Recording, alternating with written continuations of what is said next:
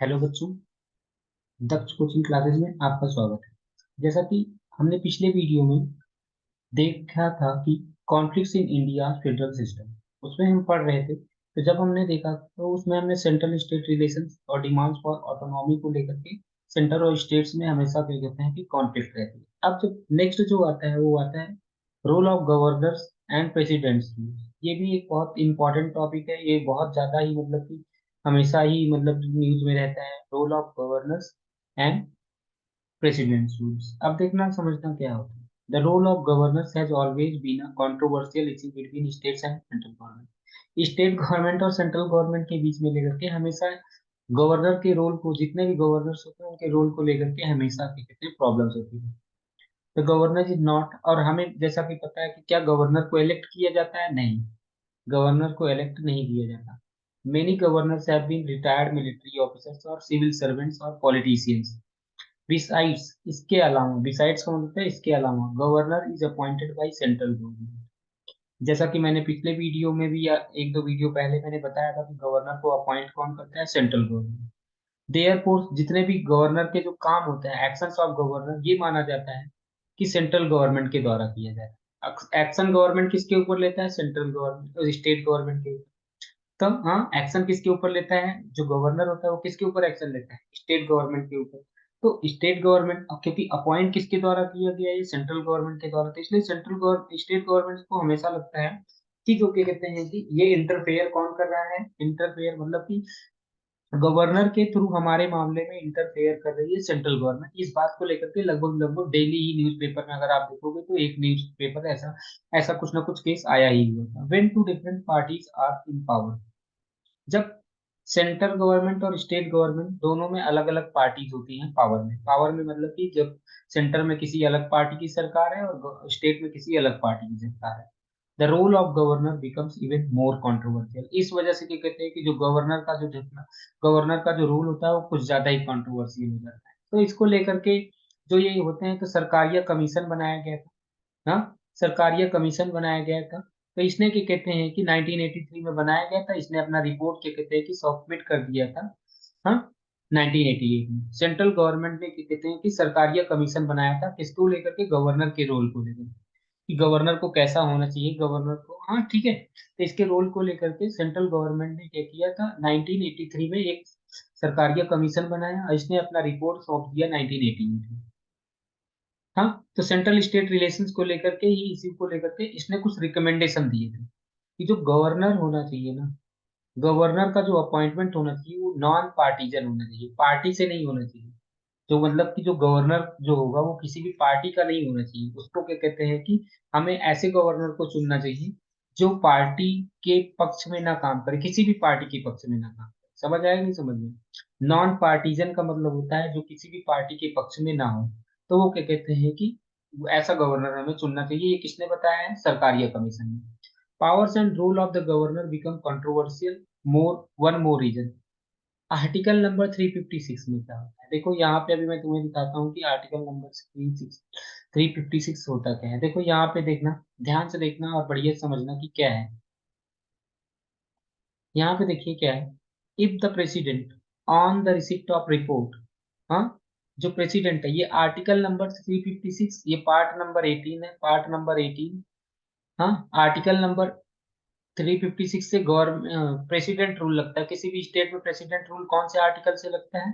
Paper में पूछा जाएगा तो बता दीजिएगा कि प्रेसिडेंट रूल जो होता है वो आर्टिकल नंबर 356 से लगता है। प्रेसिडेंट रूल किसी भी स्टेट में आर्टिकल नंबर 356 से लगता है। If president on the receipt of report from the governor of a state और otherwise is satisfied situation has arisen in which, देखो अब सीधी सी बात मैं बता दे रहा हूँ इसमें क्या क्या लिखा हुआ है, ऐसे ही मैं बिना रीड किए, ताकि आपको एकदम ऊपर से व्यू समझ में आ जाए। आप इसको खुद रीड कर लीजिएगा तो आपको समझ में आ जाएगा कि क्या क्या चीजें लिखी हुई हैं। ये बहुत बड़ा आर्टिकल है, अगर आप देखेंगे तो यहाँ पे देखिए, यहाँ तक ये ऐसे है, ये बहुत बड़ा यहाँ तक लिखा हुआ है ये। हम्म, देखिए ये 356, 1 2 3, हाँ, 4, हाँ, 5, इवन इसमें क्या कहते हैं कि 5, हाँ, टोटल 5 क्लॉज है।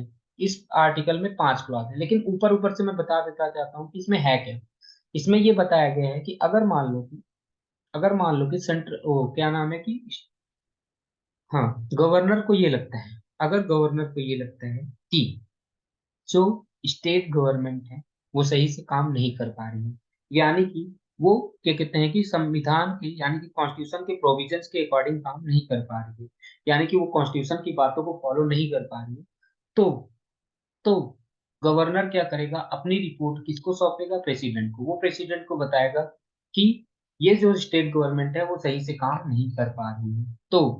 तो क्या करता है प्रेसिडेंट, या तो उसके कुछ फंक्शंस को, जो स्टेट गवर्नमेंट के कुछ फंक्शंस को, या तो उसके सारे फंक्शन को, या तो कभी कभी स्टेट गवर्नमेंट को ही डिसॉल्व कर देता है, या तो कभी कभी स्टेट गवर्नमेंट को ही डिसॉल्व कर देता है। तो ये सारे जो मामले देखो यहाँ पर लिखा हुआ है कि if the president on receipt of report, किससे रिपोर्ट मिल रही है उसको, गवर्नर, हाँ state is satisfied that situation has arisen in which central government of state can not be carried on according with the provisions of constitution, अगर वो constitution के according नहीं काम कर रहा होगा, तो तो फिर क्या करते हैं कि जो पावर्स ऑफ लेजिस्लेचर होंगे वो स्टेट के वो क्या हो जाएंगे, किसी और वो हो सकता है कि वो किसी और के द्वारा क्या कहते हैं कि लेजिस्लेचर किया जाए, मतलब लॉ वॉ बनाने का। कुल मिलाकर के कहीं ना कहीं से, अगर देखो यहाँ पर भी लिखा हुआ है कि जो अगर कॉन्स्टिट्यूशनल मशीनरी और ऑफ स्टेट क्या हो जाए, फॉलो फेल हो जाए, provisions in case of failures of constitutional machinery, जब कॉन्स्टिट्यूशनल मशीनरी फेल हो जाएगी तो वहां पे क्या लग जाता है, प्रेसिडेंट रूल। अभी इतना ही आपको समझना है इससे बस। तो वही लिखा, one of the most controversial articles in constitution is article 356 which provides for president rule in making state, किसी भी स्टेट में प्रेसिडेंट रूल लगाने के लिए आर्टिकल नंबर 356 का होता है। This provision is to be applied, कब अप्लाई होगा, जब ऐसी सिचुएशन हो जाएगी जिसमें government of state can not carry, देखो जैसा कि मैंने बताया था, अगर वो कॉन्स्टिट्यूशन के प्रोविजंस के अकॉर्डिंग नहीं काम करेगी तब वहां पे प्रेसिडेंट रूल लगा दिए जाए। लेकिन ये प्रेसिडेंट रूल किसके रिकमेंडेशन पे लगाया जाए, गवर्नर के रिकमेंडेशन पे लगाया जाता है। किसके रिकमेंडेशन पे लगाया जाता है, गवर्नर के रिकमेंडेशन पे। तो इसकी वजह से क्या होता है, स्टेट गवर्नमेंट के ऊपर टेक ओवर किसका हो जाता है, यूनियन गवर्नमेंट। क्यों, प्रेसिडेंट रूल मतलब कि क्या कहते हैं कि गवर्नमेंट, यानी कि प्रेसिडेंट किसके अकॉर्डिंग काम करता है, याद करो प्रेसिडेंट किसके अकॉर्डिंग काम करता है, भाई काम तो करता है प्रेसिडेंट क्या कहते हैं, कैबिनेट की सलाह पे, कैबिनेट मिनिस्टर की सलाह पे, जो मिनिस्टर्स होते हैं काउंसिल ऑफ मिनिस्टर्स की सलाह पे काम करते हैं। हाँ, जो प्रेसिडेंट होता है वो council of ministers led by prime minister की सलाह पे काम करते हैं ना। तो इसकी वजह से क्या कहते हैं कि एक प्रकार से समझ लो कि क्या कहते हैं, स्टेट गवर्नमेंट की जगह वहां पे यूनियन गवर्नमेंट आ गई। The president proclamation has to be ratified by the, लेकिन ये जो प्रेसिडेंट है, ये मतलब जो इन्होंने घोषणा कर दी कि भाई अब क्या कहते हैं कल से यहाँ पे किसकी सर, मतलब कि कल से इसमें प्रेसिडेंट रूल लगेगा या आज से प्रेसिडेंट रूल लगता है, तो इसको पार्लियामेंट के द्वारा रेटिफाई किया जाता है, पार्लियामेंट के दोनों ही हाउसेस में इसको रेटिफाई करना पड़ता है। President rule can be extended till 3 years, और ये प्रेसिडेंट रूल कब तक एक्सटेंड किया जाता है, मैक्सिमम 3 साल तक एक्सटेंड किया जा सकता है, उससे ज्यादा नहीं। प्रेसिडेंट रूल को मैक्सिमम कितने साल तक एक्सटेंड किया जा सकता है, 3 साल तक, उससे ज्यादा नहीं। The governor has power to recommend the dismissal of, देखो जैसा कि मैंने बताया था, ये जो गवर्नर के पास पावर होती है वो रिकमेंड कर सकता है कि हमें स्टेट गवर्नमेंट को डिसमिस करना है, या सस्पेंड करना है, या डिसॉल्यूशन करना है, ये इसके पास किसके पास पावर है, गवर्नर के पास। This has led many conflict, इसकी वजह से बहुत सारे झगड़े हुए हैं। देखो कुछ ऐसे भी केसेस हुए हैं, state governments were dismissed even when they have majority in legislature, कभी कभी तो ऐसा भी हुआ है कि स्टेट गवर्नमेंट तब तक बेकार कर दी गई, तब तक उनका डिसॉल्व हुआ है, उनको डिसमिस कर दिया गया जबकि उनके पास मेजॉरिटी भी थी। एक ऐसा ही केस हुआ था, हाँ, कहाँ पे, केरला में 1959 में, without testing their majority as happened in several other states after 1967, जैसा कि मैंने आपको पहले ही बताया था। 1967 के बाद में जब क्या कहते हैं कि कांग्रेस का डोमिनेशन खत्म हुआ था, ऐसे बहुत सारी चीजें हुई हैं। Some cases went to the supreme court, अच्छा कभी कभी इन मामले को लेकर के सुप्रीम कोर्ट में भी गए हैं, और सुप्रीम कोर्ट ने भी बहुत सारे ऐसे डिसीजंस लिए हैं जिसकी वजह से इसमें बहुत सारे चेंजेस भी हुए 1956 में। Some cases went to the supreme court and court had ruled constitutional validity of decision to impose president rule can be examined by the judiciary। अच्छा पहले ऐसा भी था कि ये कहते हैं कि प्रेसिडेंट का जो रूल जो अप्लाई किया जाएगा, इसको क्या कहते हैं कि इसको एग्जामिन नहीं किया जा सकता, लेकिन बाद में सुप्रीम कोर्ट ने कहा कि नहीं, अगर जो प्रेसिडेंट रूल लगाया जाएगा तो इस एक्टिविटी को एग्जामिन भी किया जा सकता है कि क्या ये कॉन्स्टिट्यूशनल था, मतलब कि क्या वहां पे प्रेसिडेंशियल रूल जो लगाना था वो कॉन्स्टिट्यूशनल था कि नहीं था। ठीक है, जैसा कि मैंने अभी आपको पहले ही बताया था, 1967 के पहले, 1967 के पहले इसका बहुत ही कम यूज हुआ है। देखो लिखा भी है कि article 356 was sparingly used till 1967। 1967 तक इसका बहुत ही कम यूज किया गया, 1967 तक इसका बहुत ही यूज कम किया गया। लेकिन after 1950 1967 many states had non Congress government, जैसा कि मैंने पहले ही बताया था अभी जब हम पिछले वीडियो में, कि क्या कहते हैं कि 1967 के बाद में जब क्या कहते हैं कि इंदिरा गांधी जी आई थी, तब क्या कहते हैं कि तब बहुत जगह पे क्या कहते हैं कि स्टेट गवर्नमेंट्स क्या कहते हैं कि स्टेट गवर्नमेंट्स में बहुत जगह पे ऐसी थी जहां पे कांग्रेस की गवर्नमेंट नहीं थी। हाँ, तब क्या हुआ कि यानी कि सेंटर और स्टेट के बीच में बहुत ज्यादा क्या कहते हैं कि मचपच होने लगा, मतलब एक प्रकार से समझ लो कि पावर को लेकर के वो, मतलब वो सेंटर हमेशा, जैसा कि मैंने पहले ही बताया था कि जो स्टेट्स होती थी वो जो बहुत ज्यादा ऑटोनॉमी मांगती थी, उनको पावर चाहिए, तो centre has often use, centre ने क्या किया, इस प्रोविजन को यूज किया, आर्टिकल नंबर 356 को, और बहुत सारे स्टेट गवर्नमेंट को उन्होंने क्या कहते हैं कि हटा दिया। हाँ, तो इसमें office of governor to prevent the majority party, हाँ, या किसी भी, मतलब कि वो अपनी ऑफिस, मेजोरिटी पार्टी या कोलिशन पार्टी, कोई भी पार्टी क्या कहते हैं कि अपना वो गवर्नमेंट बना पाए, इसके लिए भी क्या कहते हैं कि बहुत सारी समस्याएं रही, मतलब कि सेंट्रल गवर्नमेंट हमेशा यही करती रही, 356 लगाती थी और उस स्टेट के गवर्नमेंट को खत्म कर देती थी, मतलब कि क्या कहते हैं कि अब फिर से चुनाव कराती थी। तो इससे क्या होता था, इससे क्या होता था कि जो नई पार्टियां हैं वो भी नहीं आ पाती थी, ये सारी चीजें यहाँ पे समस्या है। For instance central government removed elected government in Andhra Pradesh, Jammu 1980 में, क्या कहते हैं कि ऐसे आंध्र प्रदेश, जम्मू और हाँ, जम्मू एंड कश्मीर की गवर्नमेंट को भी ऐसे पलट दिया गया। ठीक है, तो ये सारी चीजें थी। अगला आता है डिमांड्स फॉर न्यू स्टेट्स। अभी तक हमने पढ़ लिया कि क्या था, क्या रोल है गवर्नर का और प्रेसिडेंशियल रूल का। फिर अगला आता है कि डिमांड्स फॉर न्यू स्टेट्स। अगला जो कॉन्फ्लिक्ट है, हमेशा ये चलता रहता है कि the other dimension of the tension in our federal system has been demand for to create new states. हमेशा न्यू स्टेट्स को लेकर के, न्यू स्टेट्स को क्रिएट करने के लिए डिमांड चलती रहती है। जैसा कि हमने पहले ही बताया था कि देखो यहाँ पे क्या लिखा हुआ है कि national movement, the national movement not only created a pan Indian national unity. National movement ने केवल और केवल इतना नहीं कि इंडिया के में यूनिटी ला दिया, नेशनल यूनिटी तो लाया ही लाया, इसकी वजह से क्या कहते हैं कि डिस्टिंक्ट यूनिटी, कॉमन लैंग्वेज को लेकर के यूनिटी ला दिया गया, कॉमन रीजन को लेकर के, कॉमन कल्चर को लेकर के भी यूनिटी लाया, जिसकी वजह से क्या हुआ कि our national movement was also movement of for democracy. Therefore in course of the national movement itself, it was decided that as far as possible state would be created on the basis of common cultural and linguistic identity। तो देखो क्या हुआ कि जो problem क्या थी, देखो demands कैसे, स्टेट्स के लिए डिमांड कैसे होती है। देखो अब समझने वाली बात ये है कि जैसा कि हमेशा यहाँ पे आपकी डिमांड का मामला क्या था, फॉर्मेशन ऑफ न्यू स्टेट्स।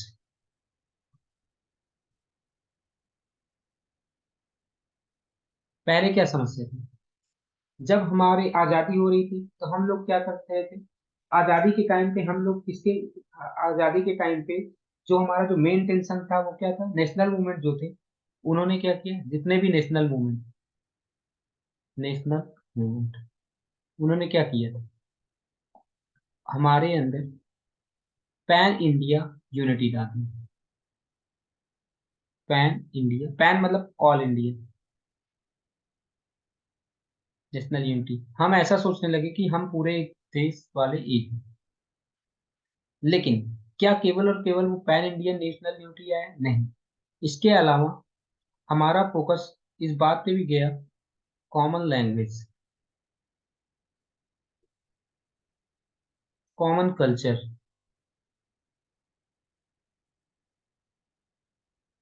हाँ, कॉमन लैंग्वेज, कॉमन कल्चर, इन सब चीजों को भी ध्यान में रखना। हाँ, कॉमन रीजन, ऐसी चीजें भी जनरेट हुई कि लोगों को इस पर भी क्या कहते हैं कि लोगों का इस पर भी ध्यान है। ठीक है, तो इस पे भी यूनिटी है कि लैंग्वेज की लेकर के यूनिटी आ गई कुछ लोगों में, कुछ लोगों में कल्चर को लेकर के यूनिटी आई, कुछ लोगों में रीजन की यूनिटी आई। तो फिर जो हमारे आजादी की जो, मतलब कि आजादी के टाइम में जो लीडर्स थे, उन्होंने डिसाइड किया था कि स्टेट्स जो होंगी वो किस बेसिस पे बनाई जाएंगी, इन सब बेसिस पे भी स्टेट्स बनाई जाएंगी, मतलब लिंग्विस्टिक और common culture, linguistic and culture के बेसिस पे हम स्टेट्स बनाएंगे, ऐसा भी सोचा था। ठीक है, कहते हैं कि हाँ, तो इसकी वजह से क्या हुआ कि लिंग्विस्टिक और इसके बेसिस पे बहुत सारे स्टेट्स बनाए। इसकी वजह से क्या हुआ कि बहुत सारे स्टेट्स का डिमांड बढ़ता है, बहुत सारे स्टेट्स का डिमांड, क्या कहते हैं कि फॉर्मेशन, हाँ, the this ultimately led to demand for creation of linguistic states. हाँ, इसकी वजह से बहुत सारे लिंग्विस्टिक स्टेट्स बने थे। जैसा कि मैंने पहले ही बताया था कि 1953 में, दिसंबर 1953 में स्टेट रीऑर्गेनाइजेशन कमीशन सेटअप किया। स्टेट नाइन हाँ 1953 में, हाँ, दिसंबर 1953 में स्टेट रीऑर्गेनाइजेशन कमीशन सेटअप किया गया। 1955 में इस स्टेट ने इस रीऑर्गेनाइजेशन कमीशन ने अपनी रिपोर्ट सौंप दी and it recommended the creation of linguistic states. तो स्टेट रीऑर्गेनाइजेशन कमीशन ने लिंग्विस्टिक स्टेट्स के साथ साथ में कल्चरल बेसिस पे भी स्टेट्स बनाने को हाँ कर दिया। लिंग्विस्टिक के साथ साथ में कल्चरल बेसिस पे भी इन्होंने स्टेट्स को बनाने पे हाँ कर दिया, क्योंकि केवल लिंग्विस्टिक पे बनाएंगे तब भी प्रॉब्लम होती, केवल कल्चरल पे बनाते तब भी प्रॉब्लम होती। तो इस वजह से क्या कहते हैं कि इन्होंने दोनों ही चीजें रिकमेंड की, at least for major linguistic group, जो मेजर लिंग्विस्टिक ग्रुप होंगे। तो सबसे पहला एक आंध्र प्रदेश बनाया गया 1956 में ही, आंध्र प्रदेश नाम का एक स्टेट बना। ठीक है, reorganisation of some states to place. ठीक है, this saw beginning of the creation of linguistic states. हाँ, द प्रोसेस, तो याद करो कि जैसा कि मैंने पहले भी बता रखा है कि सबसे पहले क्या हो, सबसे पहले क्या होता है, मैं आपको पूरा एकदम समझाता हूँ कि कैसे हो। कि जब state reorganisation commission, state reorganisation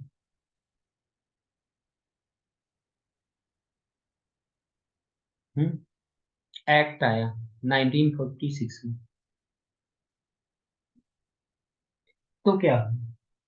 सबसे पहले जो था, सबसे पहले यहाँ पे 1953 में देखो क्या था, सीधा सी बात मैं बता रहा हूँ कि 1953 में इसने इसको, अब मतलब कि बनाया गया स्टेट रीऑर्गेनाइजेशन कमीशन बनाया गया था 1953 में। उसने रिपोर्ट अपनी कब सौंपी? 1955। तो इस रिपोर्ट के इस एक्ट के थ्रू हमारे देश में 14 स्टेट्स बनाए गए। कितने? 14 स्टेट्स। और उस 14 स्टेट्स में और 6 यूटीज बनाए गए। कितने? 6 यूटी। इसके पहले भी क्या हुआ, इसके पहले भी मैं बता देता हूँ। 1953 याद करो तो एक मद्रास प्रेसिडेंसी थी, मद्रास प्रेसिडेंसी थी। ठीक है, जो आज का तमिलनाडु एरिया है, इस मद्रास प्रेसिडेंसी में मैं बता रहा हूँ, अभी स्टेट्स नहीं है, ध्यान में रखना, 1953 के पहले यहाँ पे इसमें क्या क्या आता था, इसके अंडर में आता था केरला का कुछ पार्ट आता था, और क्या कहते हैं कि, हाँ, केरला का कुछ पार्ट आता था। तब कर्नाटका को मैसूर बोला जाता था, मैसूर का कुछ पार्ट आता था। और साथ में ही क्या कहते हैं, तमिलनाडु का भी पार्ट आता था, आंध्र प्रदेश का भी पार्ट आता था। तो समझना, इतना सारा मिलकर के मद्रास प्रेसिडेंसी थी। तो 1953 में क्या हुआ, इसको बाईफरकेट कर, बाईफरकेट मतलब कि मद्रास प्रेसिडेंसी को, जो मद्रास प्रेसिडेंसी थी 1953 में, ध्यान रखना 1953 में मद्रास प्रेसिडेंसी को दो पार्ट में डिवाइड कर दिया गया। किसको? मद्रास को। मद्रास को दो पार्ट में डिवाइड कर दिया गया। एक आंध्र प्रदेश, आंध्र प्रदेश जहाँ के लोग बोलने वाले थे तेलुगु। लैंग्वेज के बेसिस पे पहला स्टेट कौन सा बनाया गया, तो बता देना, तेलुगु। तेलुगु बोलने वाले लोगों के लिए क्या बना दिया गया? आंध्र प्रदेश। और बाकी जो बचा था उसको मद्रास कहा, बाकी जो बचा था उसको क्या कहा जाता था? मद्रास कहा जाता था। बट 1956 में क्या हुआ? 1956 में इस मद्रास को तीन पार्ट में डिवाइड किया। 1956 में इस मद्रास को तीन पार्ट में डिवाइड किया, और उसका क्या नाम रखा गया? उसका एक तीन पार्ट में डिवाइड कर दिया गया 1956 में। एक तो हो गया केरला, और दूसरा हो गया मैसूर, जिसको बाद में कर्नाटक कहा जाने लगा। हाँ, मैसूर। और फिर क्या कहते हैं कि तीसरा था तमिलनाडु। ध्यान रखना, तमिलनाडु पहले नाम नहीं था, तमिलनाडु नहीं था पहले नाम, पहले इसका नाम मद्रास ही था। 1968 में इसका नाम तमिलनाडु बना, इसका 1968 में तमिलनाडु नाम पड़ा, पहले तो इसका जैसे इसका मैसूर नाम है, ये 1973 में इसका नाम पड़ जाता है कर्नाटक।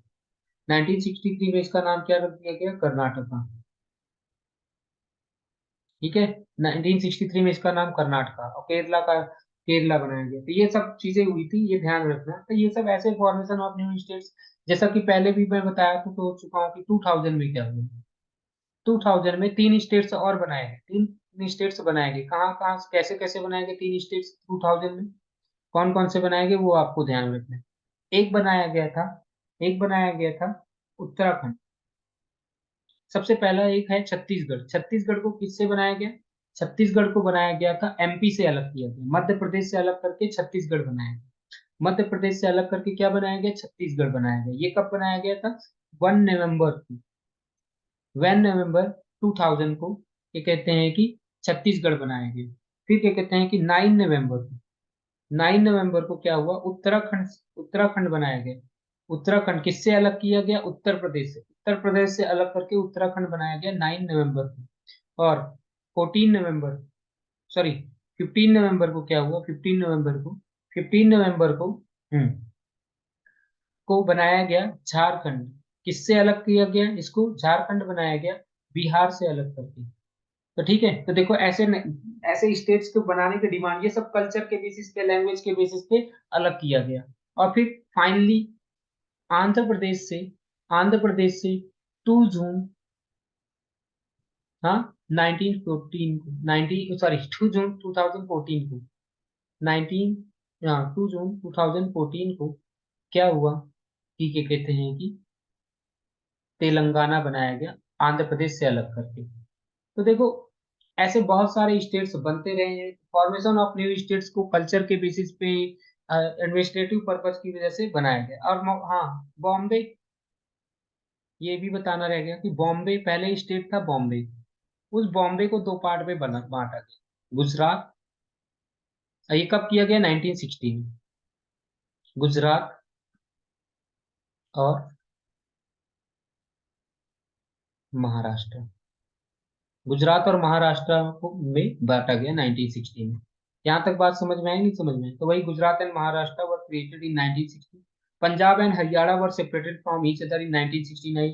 1966, 1966 में क्या हो गया, पंजाब और हरियाणा को अलग किया गया। लेटर ऐसे नॉर्थ ईस्टर्न रीजन में रीऑर्गेनाइज किया गया। और जैसे मणिपुर, त्रिपुरा, मेघालय, मिजोरम, ये सब भी क्रिएट किए गए नॉर्थ ईस्टर्न स्टेट में। तो कुल मिलाकर के फॉर्मेशन ऑफ स्टेट्स को भी लेकर के हमेशा अभी तक चलता रहा है। तो यही देखो, वो सारी बातें जो हमने अभी बताए हैं वही लिखा हुआ है। In 2000 some larger states were further divided to meet the demands of the separate state. हाँ, सेपरेट स्टेट के डिमांड को पूरा करने के लिए 2000 में भी डिवाइड किए गए। और हाँ, ताकि आसानी से एडमिनिस्ट्रेशन किया जा सके। एडमिनिस्ट्रेशन का मतलब होता है शासन। 10 मध्य प्रदेश, उत्तर प्रदेश और बिहार। मध्य प्रदेश से क्या बनाया गया था, अभी बताया था छत्तीसगढ़। उत्तर प्रदेश से क्या बनाया गया था, उत्तराखंड। और क्या कहते हैं, बिहार से क्या बनाया गया था, झारखंड। 2014 में तेलंगाना बनाया गया। और क्या कहते हैं कि अभी, और मैं बता दे रहा हूँ कि अभी भी क्या कहते हैं कि विदर्भ रीजन है महाराष्ट्र में, विदर्भ रीजन है महाराष्ट्र में, उसको अलग स्टेट मांगी, अलग स्टेट की मांग चल रही है। और अभी 5 अगस्त 2019 को क्या हुआ था, 5 अगस्त 2019 को क्या हुआ था, जम्मू एंड कश्मीर, जम्मू एंड कश्मीर जो था एक स्टेट था, जम्मू एंड कश्मीर एक स्टेट था, उसको दो पार्ट में डिवाइड कर दिया गया और दोनों को यूटी बना दिया गया, जम्मू एंड कश्मीर और साथ में लद्दाख, दो पार्ट में डिवाइड करके दो यूटीज बना दी गई। तो यानी कि ऐसे स्टेट को चेंज किया जाता है, फॉर्मेशन ऑफ स्टेट चल रहा है, अभी तक भी ऐसे चलता रहता है। तो ये सारी चीजें थी।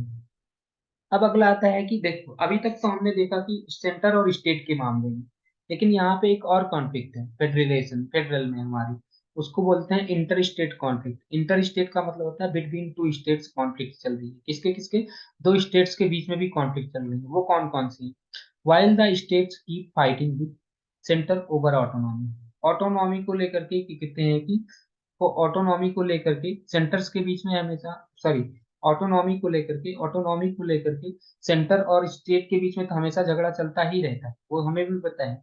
हाँ, there have been many instances of dispute between two states. दो स्टेट्स के भी बीच में भी कभी कभी झगड़ा होता है, या दो स्टेट से ज्यादा को लेकर के भी कुछ मामलों को लेकर के झगड़ा रहता है। अब हमें पता है कि जुडिशरी, जुडिशरी उन सब मामले को सुलझा सकती है जो लीगल नेचर में होगी, लेकिन जो पॉलिटिकल नेचर में होंगे उसको कैसे वो ज्यूडिशरी नहीं समझा सकती। तो जो पॉलिटिकल नेचर के होंगे उनको कैसे केवल और केवल निगोशिएशन और म्यूचुअल अंडरस्टैंडिंग से सॉल्व किया जा सकता है। जो मामले पॉलिटिकल नेचर में है, जो क्या कहते हैं कि लीगल नेचर में नहीं है, उसको क्या ज्यूडिशरी सॉल्व कर सकती है? नहीं। तो उसको कैसे निगोशिएशन और म्यूचुअल अंडरस्टैंडिंग से ही सॉल्व किया जा सकता है ना। तो देखो, ब्रॉडली दो स्टेट्स के बीच में किस चीजों का मामला रहता है। देखो, हमेशा अगर मैं देखूं तो इंटर स्टेट कॉन्फ्लिक्ट को दो पार्ट में डिवाइड कर, इंटर स्टेट कॉन्फ्लिक्ट में दो ही चीजें का लगभग लगभग झगड़ा रहता है। इंटर स्टेट कॉन्फ्लिक्ट दो रीजन रहते हैं। पहला, एक वाटर को लेकर के डिस्प्यूट रहता है, वाटर डिस्प्यूट। दो स्टेट्स के बीच में वाटर को लेकर के डिस्प्यूट रहता है, या तो बाउंड्री को लेकर के डिस्प्यूट रहता है। बस मेरे हिसाब से यही ज्यादातर डिस्प्यूट रहता है।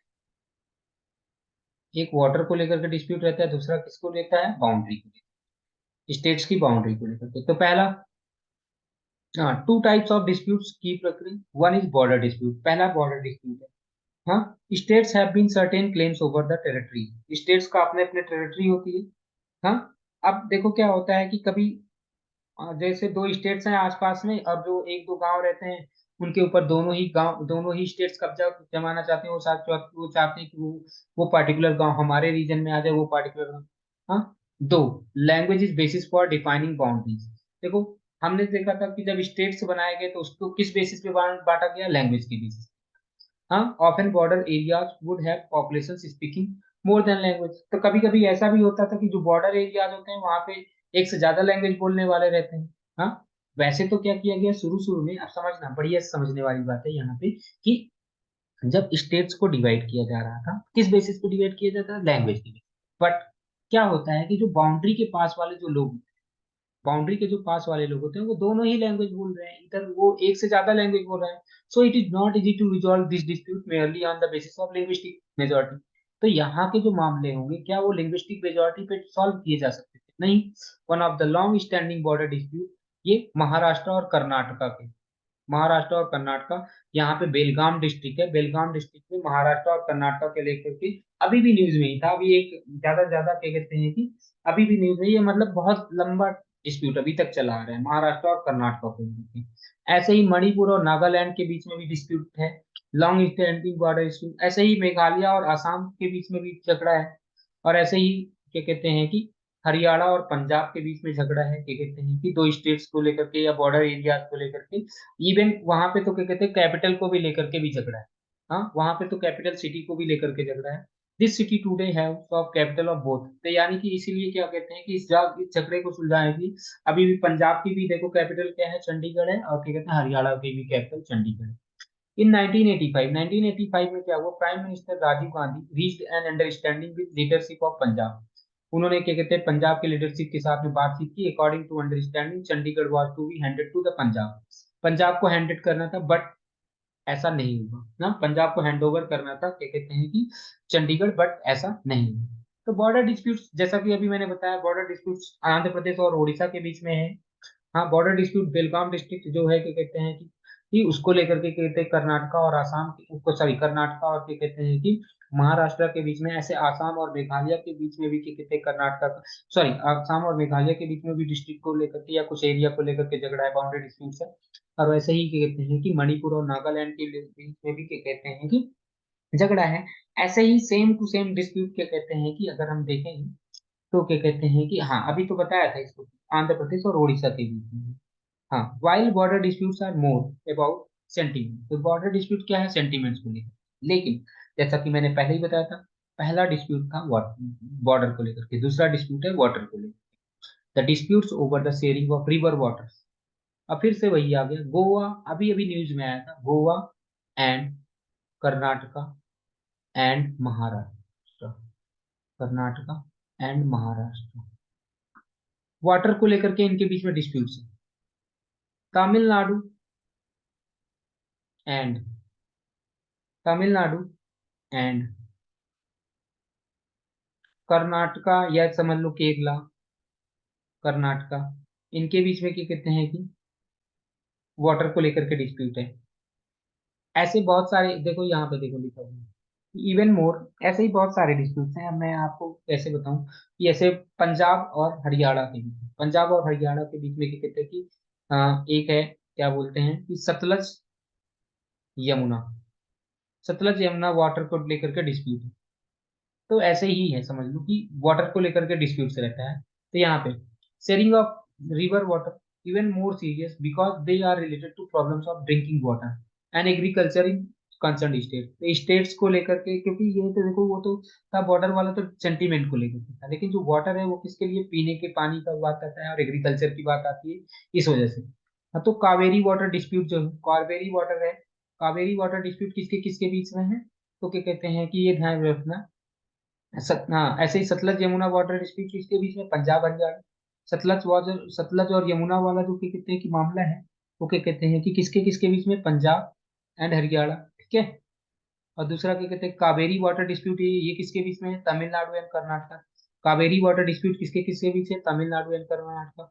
Farmers in both states are dependent on Kaveri water, चाहे वो तमिलनाडु के हो चाहे वो कर्नाटक के हो, वो किसके ऊपर डिपेंडेंट है, कावेरी वाटर के ऊपर है। दो, there is a river water tribunal, एक रिवर वाटर ट्रिब्यूनल बना दिया गया ताकि ये वाटर डिस्प्यूट्स को सुलझा सके। लेकिन ये डिस्प्यूट अभी तक सुप्रीम कोर्ट तक भी पहुंच चुका है। लेकिन ऐसे ही गुजरात मध्य प्रदेश के बीच में वाटर डिस्प्यूट्स है, महाराष्ट्र, हाँ, तो ये सब भी क्या कहते हैं कि नर्मदा रिवर के लिए ध्यान रखना। अब मैं आपको कुछ बताता हूँ, आप समझ लें। अभी मैंने आपको बताया Kaveri water dispute, Kaveri water disputes कहाँ किसको किसके बीच में है, कावेरी वाटर डिस्प्यूट, ये किसके किसके बीच में है, कर्नाटका एंड तमिलनाडु। और सतलज यमुना डिस्प्यूट किसके बीच में है,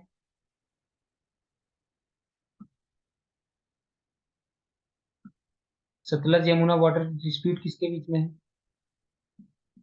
ये पंजाब एंड हरियाणा। और इसी तरह से हरियाणा। और तीसरा, ऐसे ही क्या कहते हैं कि अभी और भी है, एक है महादाई, महादाई रिवर, ये डिस्प्यूट किसके किसके बीच में है, ये है कर्नाटका, कर्नाटका, गोवा एंड महाराष्ट्र। ऐसे ही नर्मदा रिवर का डिस्प्यूट,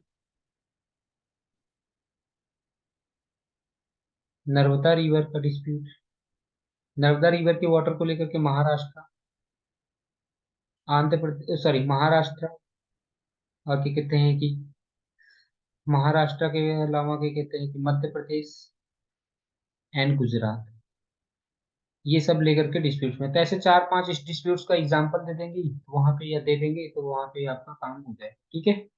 यहाँ पे हो गए रिवर्स आर मेजर सोर्सेस, ये रिसोर्सेस होते हैं। Therefore disputes of over river water test the patience and cooperative spirits of the state. तो इसकी वजह से क्या कहते हैं कि बहुत सारे प्रॉब्लम्स चलते रहते हैं। तो ये आपको आपकी बातें समझ में आ गई। अब अगला आता है, यहाँ तक तो हमने पढ़ लिया कि क्या क्या थे, ध्यान दो। तो जो हमारे यहाँ पे बात किया था कि हमें इसमें क्या क्या टॉपिक पढ़ने हैं, वो सारी बातें हमने कर लिया क्या, ये देखिए सबसे पहले हमने जब वीडियो पिछली वीडियो में बताया था कि हमें ये पांच टॉपिक पढ़ने हैं। कौन कौन से पांच टॉपिक पढ़ने थे, ये पांच टॉपिक पढ़ने थे। और शायद ये पांचों टॉपिक क्या कहते हैं कि हमारे कॉन्फ्लिक्ट को लेकर के, जो जो थी कॉन्फ्लिक्ट को लेकर के, तो एक सेंटर स्टेट रिलेशन हो गया, और क्या कहते हैं कि demands for autonomy, role of government governors and president rule, याद करो ये आर्टिकल नंबर 356 की बात कर रहा था। डिमांड्स फॉर न्यू स्टेट्स, जैसा कि मैंने बताया था न्यू स्टेट्स कैसे बने हैं कैसे नहीं। इंटर स्टेट कॉन्फ्लिक्ट्स, ये सारी बातें हमने कर ली, ये सारी की सारी बातें कर ली कि यहाँ इंटर स्टेट कॉन्फ्लिक्ट दो वजह से होती है, एक बॉर्डर की वजह से, एक वाटर की वजह से, बॉर्डर और वाटर। हाँ, तो ऐसे ही इसमें बेलगाम डिस्ट्रिक्ट को लेकर के कर्नाटक और महाराष्ट्र के बीच में लड़ाई चल रही है। हर, और क्या कहते हैं कि चंडीगढ़ को लेकर के पंजाब और हरियाणा के बीच में। ऐसे ही असम और मेघालय में भी क्या कहते हैं कि बॉर्डर डिस्प्यूट्स हैं, तो ऐसे बहुत सारे बॉर्डर डिस्प्यूट्स हैं। वाटर डिस्प्यूट्स की बात हमने कर दी, कावेरी वाटर की बात कर दी, महादाई रिवर की बात कर दी, हाँ हाँ, नर्मदा रिवर की बात कर दी, सतलज यमुना, हाँ। तो ये सारी चीजें हमने बातचीत कर ली। अब जो आता है, जो नेक्स्ट पॉइंट आता है, हाँ, वो स्पेशल प्रोविजंस। अब ये स्पेशल प्रोविजंस हम नेक्स्ट वीडियो में करेंगे। ओके, तो यहाँ तक उम्मीद करता हूँ आपको समझ में आ गया।